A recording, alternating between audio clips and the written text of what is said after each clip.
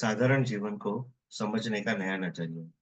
अगर ध्यान से देखा जाए तो हमारा जीवन तीन मुख्यत्वे तीन बातों पे आधारित करता है। एक है आर्थिक फाइनेंशियल, दूसरा है शारीरिक फिजिकल एंड तीसरा है रिलेशनशिप्स मतलब संबंध।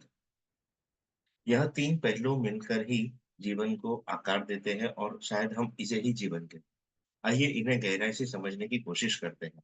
पहला है आर्थिक समस्या, फाइनेंशियल प्रॉब्लम।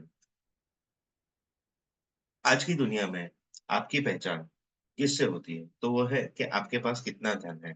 यदि आपके पास कम पैसा है, तो समाज और आपके इर्द-गिर्द के जो लोग हैं, वो आपको कम महत्व देते हैं। कई बार तो लोग इस लोग आपकी बेइज्जती या आपको एक इन्फीरियर फ़ील भी करवाते हैं। और जो इस समस्या से जूझ रहा होता है, वो इस समस्या से बाहर निकलने के लिए कई बार अ, मोटिवेशनल कोर्सेज़ या कोई स्पिरिचुअल नॉलेज ये सब लेने के लिए चला जाता है ताकि वह इस समस्या से बाहर निकल जाए, जो अक्सर आगे चल के एक नया जाल ही साबित होता है। तो इस समस्या का आखिरकार हल क्या है? और हमें अपनी फाइनेंशियल प्रॉब्लम को किस तरीके से सॉल्व करना चाहिए और इससे ऊपर उठना चाहिए।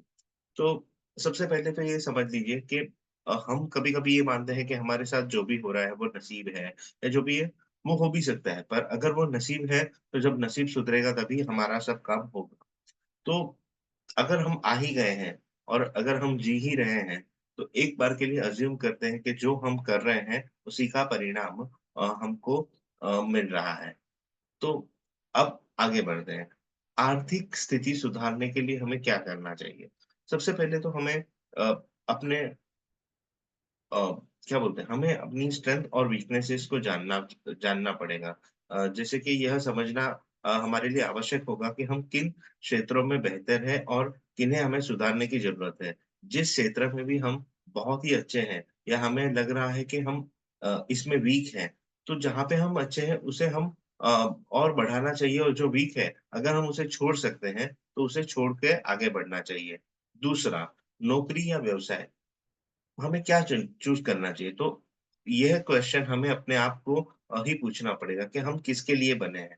क्या हम नौकरी के लिए बने हैं या हम बिज़नेस करने के लिए बने हैं? अगर आपको इसका जवाब जैसे ही आप सोचना चालू करेंगे, आपको इसका जवाब मिलना शुरू हो जाएगा और आपका जो आधा टेंशन है, वो दूर हो जाएगा। तीसरा, स्पष्टता प्राप्त करें। एक बार जब आपने यह सिलेक्ट कर ही लिया है कि मुझे नौकरी करना है या बिज़नेस करना है, तो फिर बस सिर्फ़ उसी में जूझ जाएँ और उसके अलावा कुछ ना सोचें। आय के स्रोत खोजें। नंबर 4, जब आपको यह पता चल जाए कि पैसा कमाना है, तो इसे अब किस तरीके से बढ़ाना है। एग्ज़ाम्पल के तौर पे अगर आपने सोच लिया है कि मैं बिज़नेस करूँगा, तो अपने बिज़नेस को किस तरीके से फैलाया जाए। अपने बिज़नेस में कम से कम खर्चा किस तरीके से करके बोलते हैं ना मिनिमम इनपुट और मैक्सिमम आउटपुट कैसे हम दे सकते हैं। हमारा प्रॉफ़िट किस तरीके से बढ़ रहा है, बढ़ सकता है। हमें ये सारी चीज़ों को समझना होगा। और एक बार आप समझ लीजिए कि आप अकेले नहीं हैं जो इस प्रॉब्लम से जूझ रहे हैं। आपके जैसे बहुत लोगों ने यह प्रॉब्लम को फेस किया है और उनमें से कुछ लोगों ने उससे रिलेटेड किताबें भी लिखी हुई है। तो अगर हो सके तो आप उस किताबों को भी डेफ़िनेटली पढ़िए ताकि आपकी जो मेंटल सिचुएशन है वह काफ़ी इम्प्रूव हो जाए और आप अपने आप ही ग्रोथ के लिए आगे सोचने का शुरू कर सकते हैं। अभी आर्थिक प्रगति के लिए आवश्यक कदम नंबर 1, अपनी बचत को सही तरीके से निवेश करके उसे बढ़ाने के उपाय खोजें।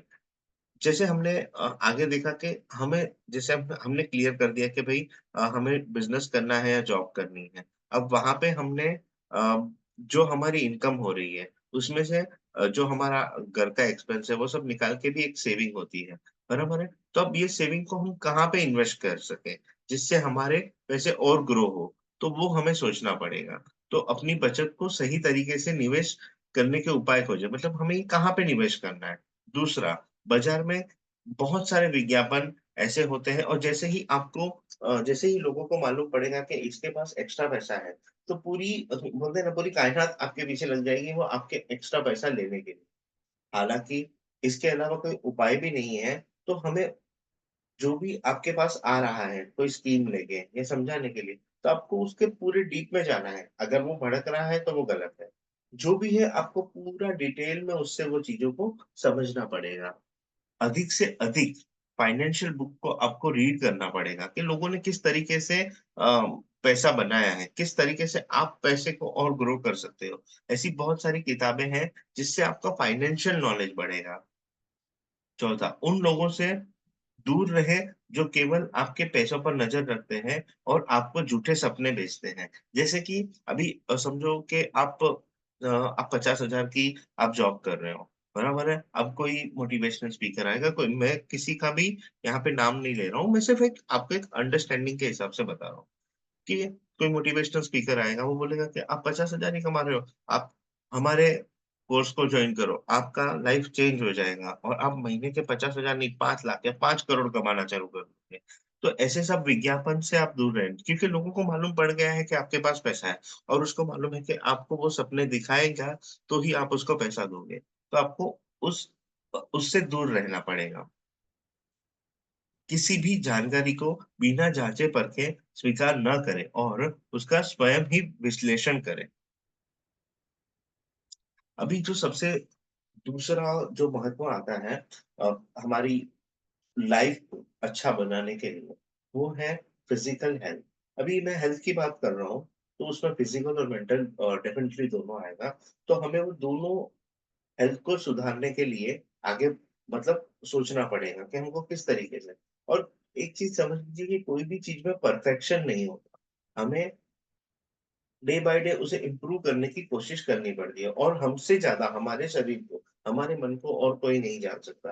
पर अगर कोई लेवल पे प्रॉब्लम आ गई है, तो हमें डॉक्टर की डेफ़िनेटली एडवाइस लेनी चाहिए। लेकिन इस केस में हमें हो सके तो डॉक्टर की ही एडवाइस लेनी है। ऐसा नहीं है कि हम कोई ऐसे बंदे के पास चले जाएँगे जो बोलेगा मैं मेडिटेशन करवाऊँगा और आपकी सारी प्रॉब्लम्स दूर हो जाएगी। ये तो सबसे पहला जो आपका काम है, वो है एक अच्छे डॉक्टर के पास जाना अगर आपकी कोई हेल्थ में प्रॉब्लम है, आपको मेंटल लेवल पे कोई प्रॉब्लम है और उस तरीके से ही आपको ये चीज़ों को समझना पड़ेगा और एक बैलेंस अप्रोच रखना पड़ेगा।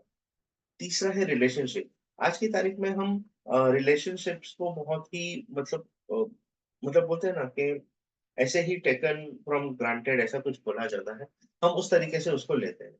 तो हमें ये समझना पड़ेगा कि लाइफ में सबसे ज़्यादा जो इम्पोर्टेंस है, वो रिलेशनशिप का है। आपके आस-पास आप किस तरीके के लोगों के साथ रह रहे हैं, उससे आपका रिलेशन कैसा है? रिलेशनशिप एक हस्बैंड और वाइफ का ही नहीं होता या बॉयफ्रेंड गर्लफ्रेंड ही नहीं होता, इसके बहुत सारे पहलू होते हैं। माँ-बेटे का होता है, माँ-बाप का होता है, मतलब बहुत सारे पहलू होते हैं। तो हमको इसमें बहुत अच्छी तरीके से वर्क करना होगा और एक इसमें भी बैलेंस रखना पड़ेगा, ताकि हम अपने रिलेशनशिप्स में भी एक अ, बैलेंस को पा सकें। एक लास्ट में कंक्लूजन देता हूँ कि अगर आपने ये तीनों फाइनेंशियल